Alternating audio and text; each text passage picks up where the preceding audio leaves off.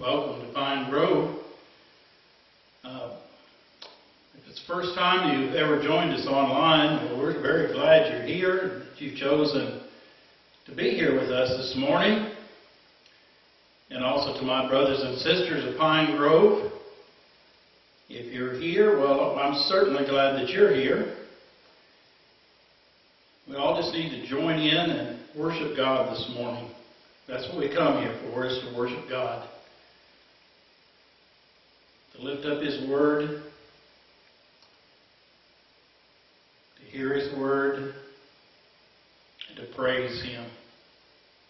Heavenly Father, we just praise You this morning. Thank You, Lord, for everything in our lives, Lord, that You send to us, when we know it, when we don't know it. All good things come from You. We know that from Your Word. We know that from the evidence around us. And we thank You for all of those things, for our homes, for our families, for our very breath, for life itself. Lord, we just thank You and praise You. And Lord, again this morning we lift up the many sick that are around us, those who have sickness of mind or body. And Lord, we especially lift up the lost where they have a sickness in their soul, that they don't understand who You are and acknowledge You as Lord. But Lord, we know that You're the great healer, and You're the great healer of all of those ills when we acknowledge You and find peace in Your Word and in Your promises. And Lord, we lift up our leaders. Our leaders, whoever they may be or whoever they are, that they will turn to You for knowledge, that they will turn to You for guidance, so that they can make correct and wonderful decisions for us. And Lord, we pray for all the leaders around the world, that they'll turn to You. You know, the Word says that when we turn to Him, that He makes things better. It's just, we know that, Lord, and we know that, I'm just paraphrasing, Lord, but we know that You make things better when we turn to You. You're our only hope. And we thank You, Lord, for sending Your Son so that we would have that hope, that we could have that promise. Lord, we just praise You again for all You've done. All You've done is what we need. Lord, just be with me. Help me to say what You would have me to say. In Jesus' name I pray. Amen. So, again this morning, Christ died for all the sins of the world to make us whole all at once, and arose on the third day so that we too could have eternal life. And so if you attend Pine Grove or you listen, you're very used to hearing this in the opening every week. And I hope you never get tired of it, because we should not get tired of the fact that Christ died for all the sins of the world. Hebrews chapter 2 verse 9 says, "But we see Jesus, who was made a little lower than the angels, now crowned with glory and honor because He suffered death, so that by the grace of God He might taste death for everyone." So, I'm going to continue, because I know that that continues to be the message that the whole world needs to hear. Because there are those out there that still don't know that no matter where we're from or what we've done, God loves us and wants us to be reconciled into a relationship with Him. And there's only one way to have that relationship, and that is to accept the free gift of salvation that God has to offer. We must believe in our heart that Jesus is the true Son of God, ask Him to be the Lord of our life. Be willing to change your life by repenting of your sins. And repenting doesn't mean to say, "I'm sorry." It means to strive to follow Him and not repeat the things that He would not have us do. He wants us to make that commitment. He wants us to confess Him with our lips to others and follow Him in all phases of our life. We've been talking about this a lot, and I'm probably going to continue to talk about that a lot because this is the message. This is what we're to do is to spread the gospel of Jesus Christ. To let people know that He's already paid the price for all the sins, yes, your sins and my sins. And what we have to do is accept that payment. What we need to do is to accept that payment. Until we do, we're going to answer for that ourselves. And so I look around and I know that the world out there is just, we continue to say the world has gone crazy, and, that's true. It's gone crazy, and it continues to go crazier still. Well, I remember lots of different times that I've known about fear. And I guess that's why I'm talking about it a lot, because I know it's out there.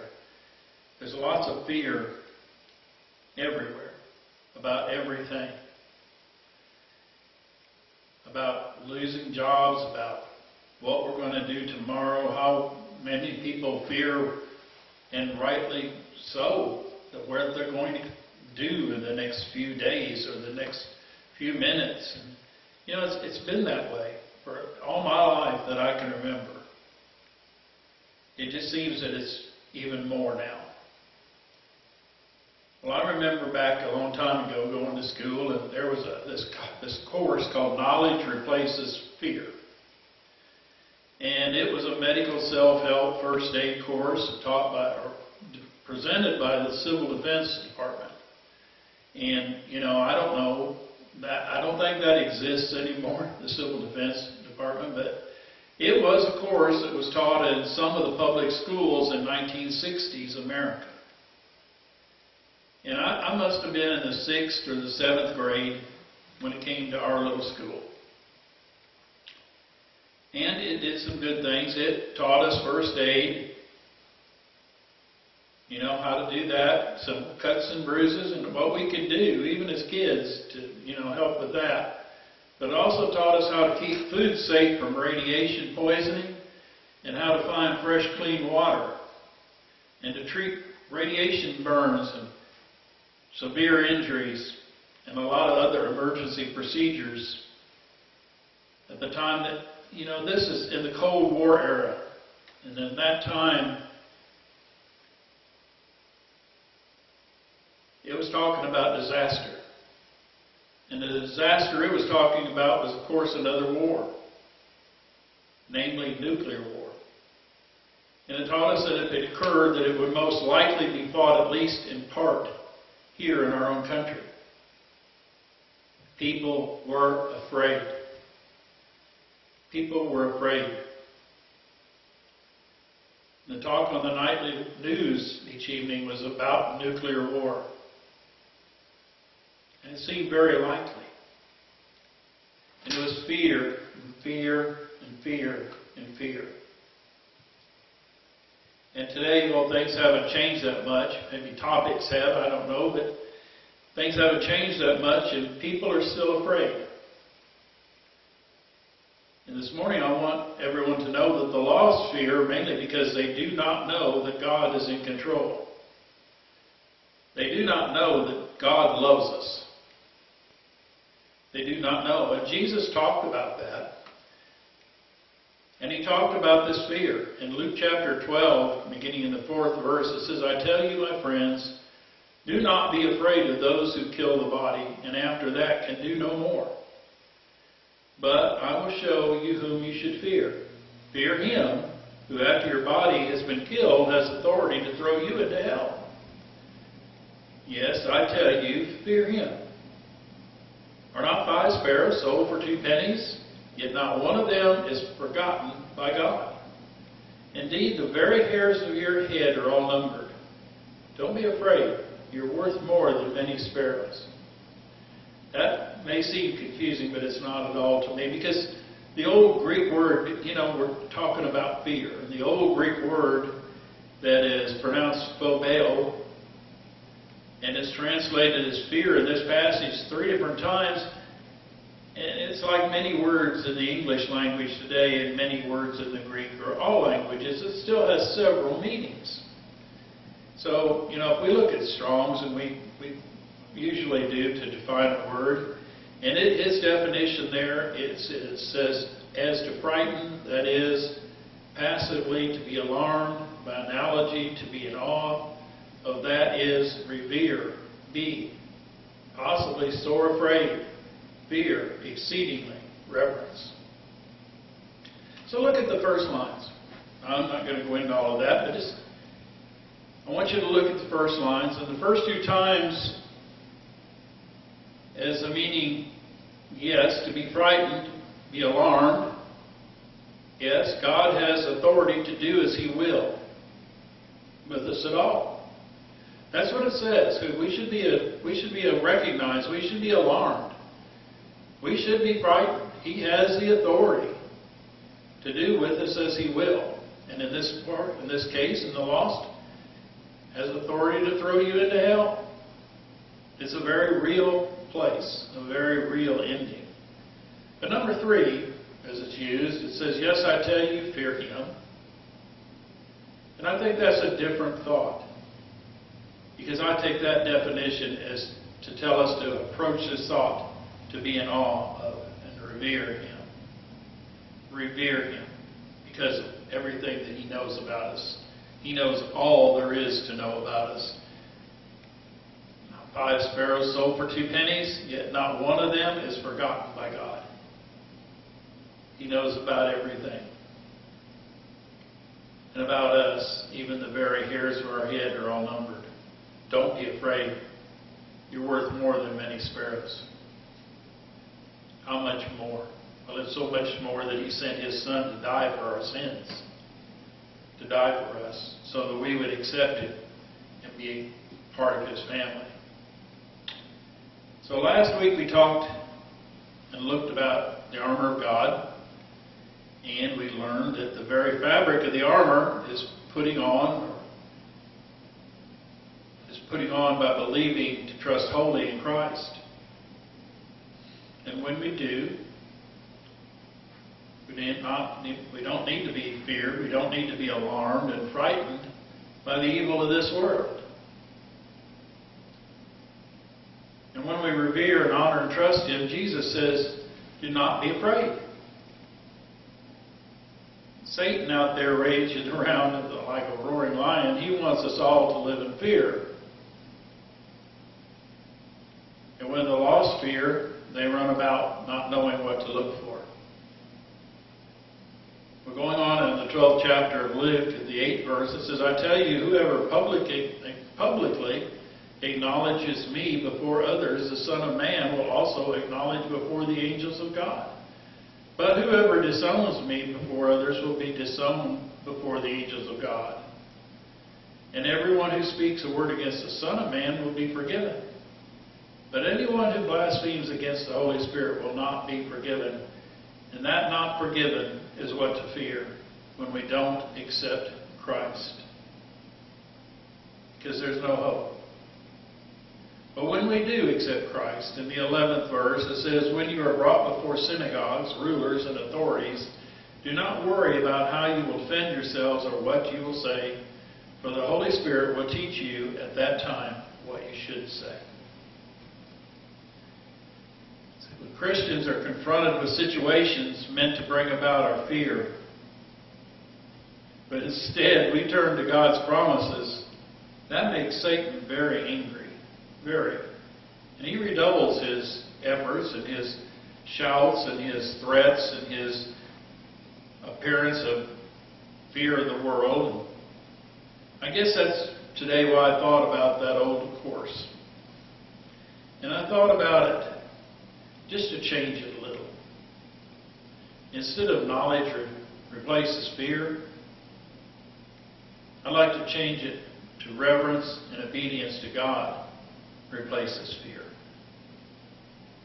To let each and every one of us know God loves us.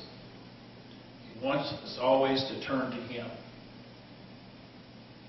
This morning, if you're listening and you feel controlled by fear in this world, well, don't wait until some other time Just settle it with God. Settle it with God for falling into Satan's temptation. Or if you've never truly made Jesus the complete Lord of your life, the time is now. Now is the time to ask Jesus into your life as Lord. And when you do, you will understand that you need not fear, because He says that He will always be with us, even until the end of the world. Until the end of the world. Because then we'll see Him face to face. And this morning, if you've accepted Jesus as Lord, well, don't let it end there. If you're watching from home, go find a Bible and believing and teaching church near you today. If you're not listening at a time that you can do that, well, call a Christian friend, someone that has talked to you before about being a Christian, or one that you know is by the evidence of their life, and tell them what has happened.